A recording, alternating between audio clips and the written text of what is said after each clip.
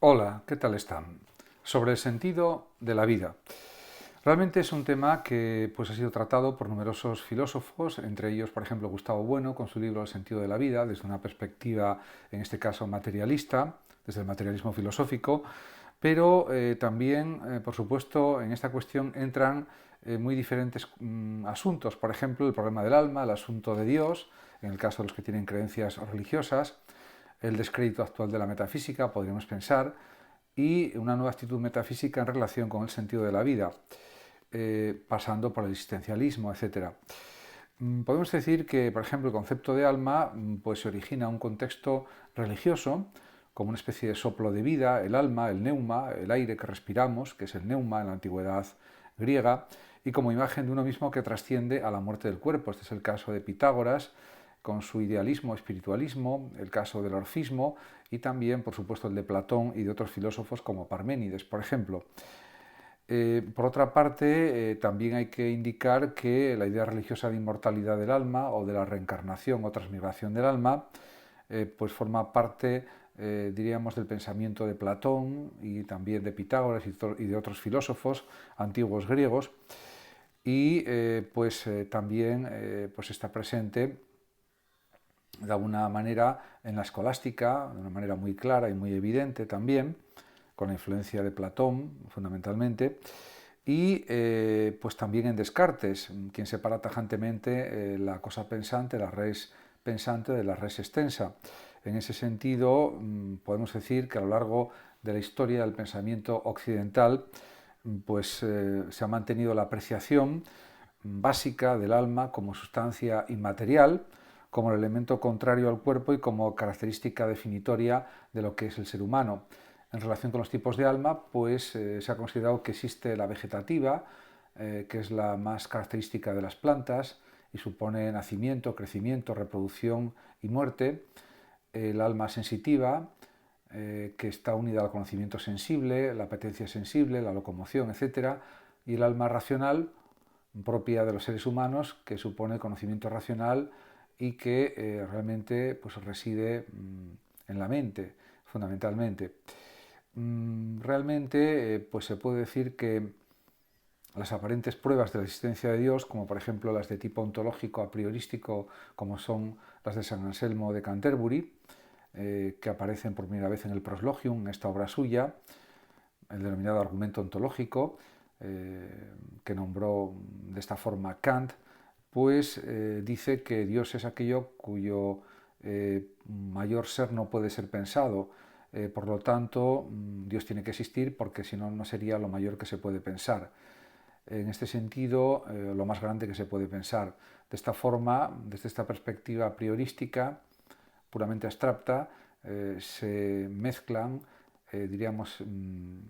la estructura, diríamos, de la experiencia con la estructura de lo abstracto y están en niveles diferentes. No es lo mismo lo abstracto que lo material. Por lo tanto, Dios puede existir mentalmente, si una persona lo crea en su mente, pero no existe materialmente. Por lo tanto, hay una dualidad ahí que es irreconciliable. De hecho, este argumento, como ya he comentado hace un momento, fue criticado por Kant, pues se deduce ilegítimamente la realidad, de forma incoherente la realidad, a partir de la idea, y presupone indebidamente que la idea de sumo ser surge, o de esta idea de sumo ser surge su existencia, y esto es también contradictorio, es también absurdo, no se sigue lógicamente. Por lo tanto, también se puede decir que las pruebas de tipo causal a posteriori de que Dios existe también son erróneas o falsas, como por ejemplo las 5 vías que reafirma Tomás de Aquino, porque tampoco hay un nexo de unión real y efectivo entre la existencia del mundo y la existencia de Dios. En cualquier caso, también hay que decir que ya durante el siglo XIX filósofos como por ejemplo Feuerbach y como Marx consideraron que el fenómeno religioso es un fenómeno proyectivo, es un fenómeno imaginario, fantástico, pero que realmente es una producción de la fantasía mental humana, pero realmente no existe Dios. También Nietzsche insistió en que Dios ha muerto y que la idea de Dios es algo falso, que realmente hay que considerar que lo más importante es pensar en lo que el hombre puede hacer, los hombres, las mujeres, porque realmente no existe la vida ultramundana, no existe la inmortalidad del alma, solamente existe la materialidad del mundo, de la tierra, la materialidad de las cosas que realiza el ser humano. En este sentido, esta corriente de pensamiento ha sido también desarrollada no solamente por el materialismo marxista, sino también por el materialismo filosófico de Gustavo Bueno y por otros materialismos, como por ejemplo podemos pensar en los materialismos de corte atomista, por ejemplo de la antigüedad, etcétera, en cierto sentido al menos. Realmente podemos pensar que ha habido otras actitudes ante el sentido de la vida, por ejemplo, las que corresponden al existencialismo, ya por ejemplo en el siglo XX, incluso anteriormente se puede hablar de una actitud ante la vida que realmente asume que los sentimientos, las emociones son más importantes que la fría racionalidad, como es el caso en el siglo XVII de Blaise Pascal, que es un gran matemático y filósofo que murió en el año 1662, ya que Pascal dice que el corazón tiene razones que la razón desconoce. En el siglo XX, Karl Jaspers, un gran filósofo existencialista y un gran psiquiatra, apuntaba lo que él denominó situaciones límite, para referirse a aquellas situaciones en las que el conocimiento científico no ofrece ni respuesta ni consuelo. Ya en la segunda mitad del siglo XX, después de la definitiva caída de la metafísica tradicional, intuye la presencia de una nueva actitud metafísica. A partir de esta nueva base resurgen con fuerza las antiquísimas preocupaciones del ser humano, más allá del conocimiento científico. Se trata de temas o de asuntos que aún hoy en día nos inquietan, como es, por ejemplo, el significado de la muerte, el sentido de la vida o de la libertad, y que, por ejemplo, trata mucho también la filosofía existencialista de Kierkegaard y de otros pensadores existencialistas como Jean-Paul Sartre y otros muchos. Según Albert Camus, por ejemplo, que es un clásico representante del existencialismo en el ámbito de la novela y de la filosofía, la vida carece de sentido, la vida es absurda. En este sentido, es un planteamiento que podemos considerar como nihilista, claramente, y que realmente lo que viene a decir es que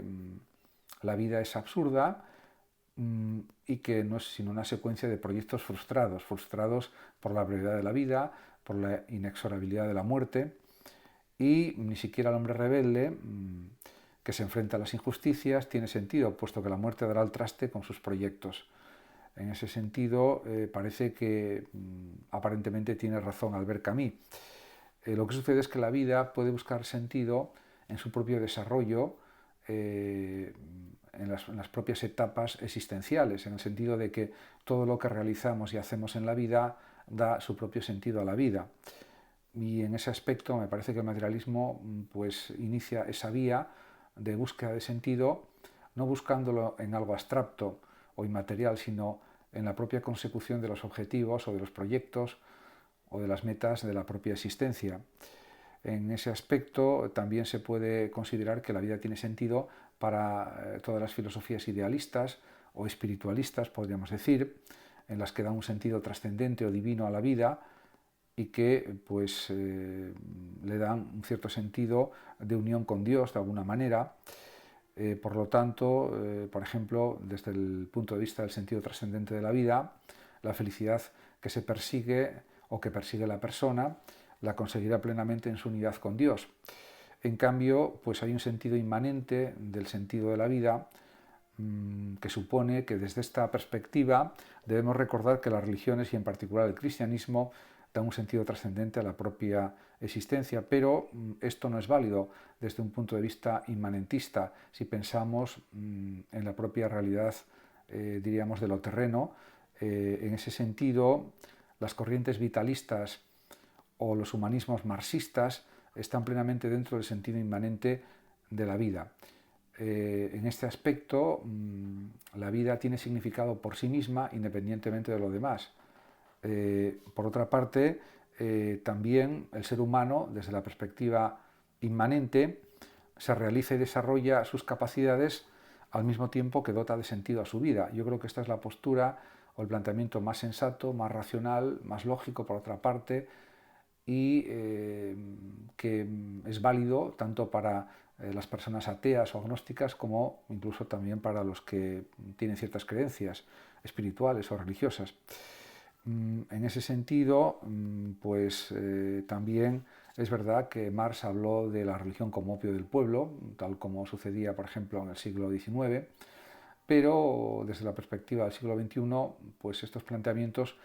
quizás deban ser reelaborados para darle pues, unos nuevos significados. En cualquier caso,